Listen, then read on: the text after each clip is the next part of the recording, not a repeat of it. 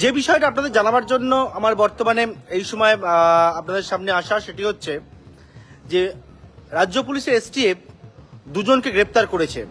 অত্যন্ত গুরুত্বপূর্ণ দুই গ্রেপ্তারি এবং তাদেরকে বনগাঁতে গ্রেপ্তার করেছে। আপনারা নিশ্চয়ই দেখতে পাচ্ছেন। যে বিষয়ে আজকে জানাবো সেটি হচ্ছে বাংলাদেশে ওসমান হাদি খুন হয় গত বছর 12ই ডিসেম্বর এবং সেই ওসমান হাদি খুনের ঘটনায় দুই অভিযুক্ত তাদেরকে গ্রেপ্তার করা হয়েছে।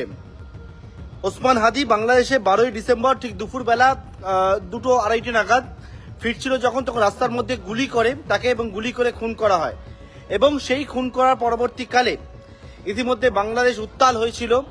সেই ঘটনার পরবর্তীকালে দুজনের খোঁজে যখন বাংলাদেশে তাদের খোঁজ শুরু হয়েছিল, তাদের খোঁজ পাওয়া যায়নি। পরবর্তীকালে তাদের সন্ধান দেওয়ার জন্য একেবারে যে বিষয়ে অ্যাওয়ার্ড ঘোষণা করা হয়েছিল এবং তার পরবর্তীকালে কিন্তু দুজনকে গ্রেপ্তার করা যায়নি বা ধরাও যায়নি। বেঙ্গল পুলিশের এসটিএফ, রাজ্য পুলিশের এসটিএফ এর হাতে দুজন গ্রেপ্তার হয়েছে।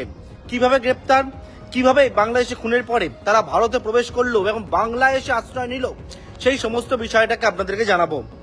যে বিষয় সেটা জানা যাচ্ছে যে ওসমান হাদি খুনের ঘটনায় দুই অভিযুক্ত, তাদের খোঁজ যখন শুরু হয়েছিল তাদের নামে 50 লক্ষ টাকা পুরস্কার ঘোষণা করা হয়েছিল এবং যে বিষয়ে তাদের দুজনকে চিহ্নিত করা হয়েছিল, যে দুজনকে সেই দুজনের সম্পর্কে বিভিন্ন জায়গায় ছবি, সেই ছবিও কিন্তু দেওয়া হয়েছিল এবং তার পরবর্তীকালে সেই দুজনের কোনো খোঁজ পাওয়া যায়নি।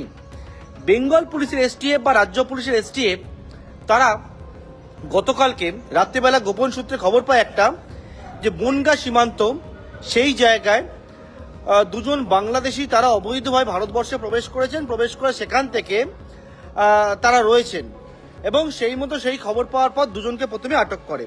কিন্তু প্রথমে যারা জানতে পারেননি যে এরা কারা, তাদের দুজনকে আটক করার পর যখন জানতে পারেন বেঙ্গল পুলিশের এসটিএফ, কারণ ইতিমধ্যে তাদের ছবি সার্কুলেট করা হয়েছিল, বিভিন্ন জায়গায় জানানো হয়েছিল, সেখান থেকে জানা যায় যে এই দুজন আর কেউ না, এই দুজন হচ্ছে একেবারে ওসমান হাদি খুনের ঘটনায় যে প্রধান দুই অভিযুক্ত, যার মধ্যে ফয়জাল করিম মাসুদ, যার বাড়ি বাংলাদেশের পটুয়াখালীতে, ফয়জালের ডাকনাম রাহুল, অন্যদিকে আলমগীর হোসেন, যার বাড়ি বাংলাদেশের ঢাকাতে।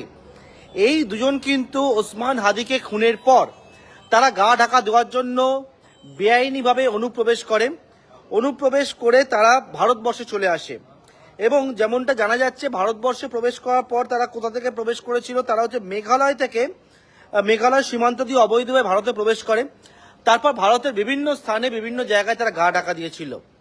এর পরবর্তীকালে গতকালকে রাত্রেবেলা বনগা সীমান্তে যখন গিয়ে পৌঁছায় পুলিশ এবং সেই জায়গায় বেঙ্গল পুলিশের এসটিএফ যাওয়ার পরবর্তীকালে একেবারে বনগা সীমান্ত থেকে এই দুজনকে প্রথমে পাকড়াও করে এবং তাদেরকে জিজ্ঞাসাবাদ করার পর জানা যায় যে বনগা সীমান্ত থেকে এই দুজন তারা কিন্তু আবারও বাংলাদেশে পালিয়ে যাওয়ার ছক কষেছিল এবং বেঙ্গল পুলিশের এসটিএফ এই দুজনকে গ্রেপ্তার করেছে এবং ইতিমধ্যে বাংলাদেশের সঙ্গেও তারা যোগাযোগ করছে এবং বেঙ্গল পুলিশের এসটিএফ দুজনকে ইতিমধ্যে কাস্টাডিতে নিয়েছে। অর্থাৎ ওসমান হাদি খুনের ঘটনায় দুই যে মূল অভিযুক্ত ছিল, যাদের নামে পুরস্কার ঘোষণা করা হয়েছিল, তারা গ্রেপ্তার হলো বাংলা থেকে।